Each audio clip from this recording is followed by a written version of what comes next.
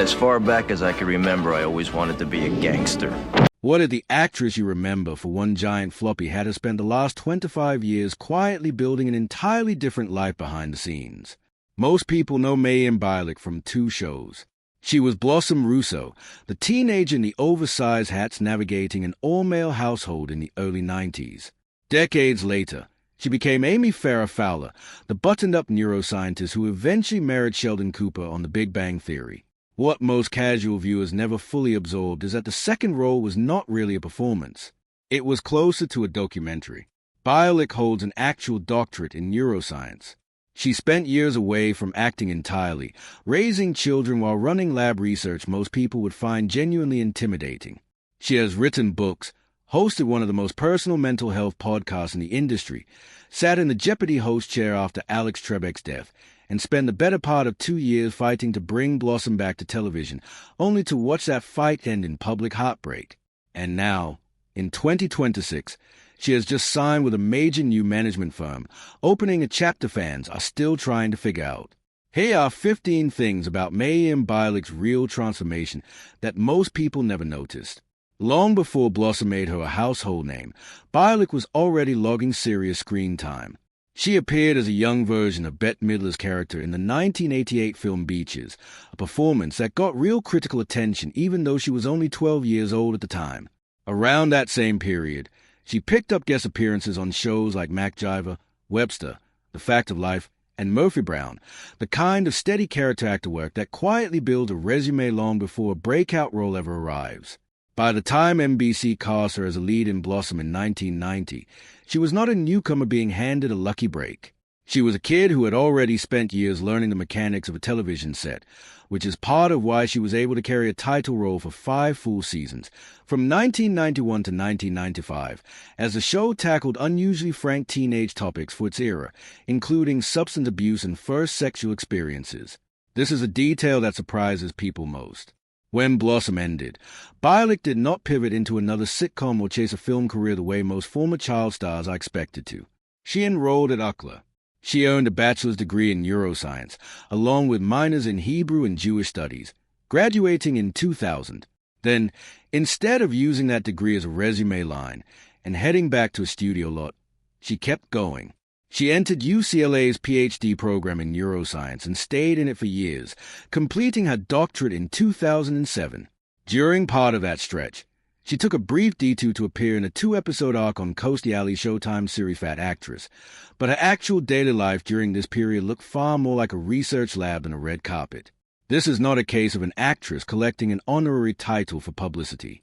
Bialik's doctoral dissertation had a real, specific, and fairly heavy subject: hypothalamic regulation in relation to obsessive-compulsive and appetite-related behaviors in people with Prader-Willi syndrome, a genetic condition that is the most common known cause of life-threatening childhood obesity.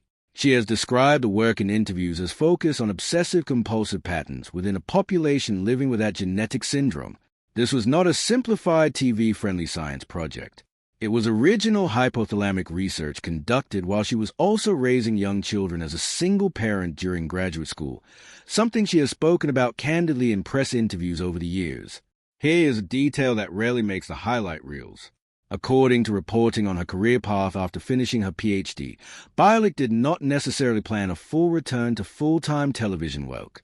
Part of what pulled her back toward the screen was practical, including the need for stable health coverage for her family. She began taking guest roles again before landing the part that would ultimately redefine her public identity. It is a small detail, but it reframes the entire narrative. The popular version of her story treats Big Bang Theory as an inevitable comeback for beloved former child star. The more accurate version is that a woman with a completed neuroscience doctorate went looking for steady work, the same way millions of people with advanced degrees do, and ended up walking into one of the most successful sitcoms of the decade. Bialik first appeared as Amy Farrah Fowler in the 3rd season finale of The Big Bang Theory, then joined as a full cast member starting in the 4th season in 2010. The character is a neurobiologist with a doctorate, a detail that lines up almost exactly with Bialik's own academic background, right down to both of them studying at the graduate level in adjacent fields of brain science. The show's writers leaned into this overlap constantly. Interviewers and fans frequently pointed out that Bialik was essentially the one actor on set who could speak the technical dialogue with real understanding rather than just memoizing scientific-sounding lines.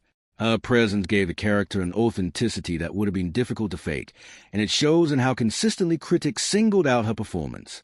She picked up 4 Primetime Emmy nominations for Outstanding Supporting Actress in a comedy series for the role, along with a Critics' Choice Television Award win, over the course of the show's run from 2010 to 2019. While Big Bang Theory was still airing, Bialik began building a parallel career as a writer, and it was not fluff. She co-wrote parenting books, then released Girling Up, a book aimed at helping girls understand the biological, psychological, and social realities of growing up, drawing directly on her scientific training. She followed that with Boying Up, a companion book aimed at boys navigating the same territory. These were not ghostwritten celebrity vanity projects. They pulled directly from her academic background in neuroscience and her experience as a parent, and they positioned her publicly as something the entertainment industry rarely produces, an actress whose advocacy on adolescent development carries actual scientific credentials behind it. Somewhere along the way, Bialik became known as one of the more visibly religious figures in mainstream Hollywood. She became more observant over time, eventually identifying as modern Orthodox, and she has spoken and written publicly about what that means in her daily life, her relationships, and how she raises her children. This might seem unrelated to her acting resume, but it became part of the same overall pattern that defines her career. Where most performers keep their personal belief system separate from their public brand, Bialik built a persona where her science, her faith, and her acting all sit openly next to each other, discussed with the same directness in interviews and on her own platforms. In January 2021, Bialik and her boyfriend, Jonathan Cohen, launched a podcast called Me and Bialik's Breakdown. The framing of the title captures the tone, a conversation about the actual mechanics of anxiety, grief, and emotional regulation, hosted by someone who has been public about her own struggles with mental health. The show grew steadily rather than exploding overnight. By 2026, Bialik and Cohen had recorded more than 400 episodes together, featuring guest experts and public figures discussing psychology, neuroscience, and emotional wellness. In March 2024, the pair took the show on the road for the first time, recording a live episode of the SXSW conference in Austin, Texas, a milestone that surprised even some of her longtime followers who did not realize the podcast had built enough of an audience to fill a room at one of the most competitive media conferences in the country. After Alex Trebek's death, Jeopardy needed someone to fill a chair that had been occupied by one man for 36 years. Bialik was brought on as a co-host starting in 2021, sharing hosting duties, and she held that position for 2 seasons through 2023. It was not a small assignment. The role came with the Critics' Choice Award for Best Game Show in 2023, and Bialik personally received an Emmy nomination that same year for Outstanding Host for a Game Show. For a former sitcom actress and academic to step into a program with Jeopardy's cultural weight and to be recognized at that level for the work says something about how seriously she approached the job. She eventually exited the role, with Ken Jennings continuing on as the show's primary host going forward. Losing a high-profile hosting job in front of a national audience could have been a quiet, awkward moment for a lot of performers. Bialik's response was to keep building. Alongside the Jeopardy years, she starred in the Fox sitcom Call Me Kat for 3 seasons, from 2021 to 2023, continued expanding the podcast, and kept publishing. The picture that emerges from this period is someone treating her career less like a single ladder to climb, and more like several overlapping projects running at once. When one slowed down, another was already active. That pattern becomes important for understanding what happened next. This is a part of her story that turned into a genuinely emotional public saga. After The Big Bang Theory ended in 2019, Bialik reconnected with original Blossom creator Don Rio about the idea of reviving the show for a modern audience. According to her own account, Rio wrote a full draft almost immediately, and both of them felt strongly that the script captured who these characters would realistically be decades later. Because of her ongoing commitments to Call Me Kat in Jeopardy, the two could not move quickly on the pitch. By the time they brought it to Disney, which owns the rights to the original series, the response was reportedly enthusiastic. Bialik has said executives seemed genuinely interested, to the point where she and Rio felt comfortable discussing the project publicly and believed it was moving toward production.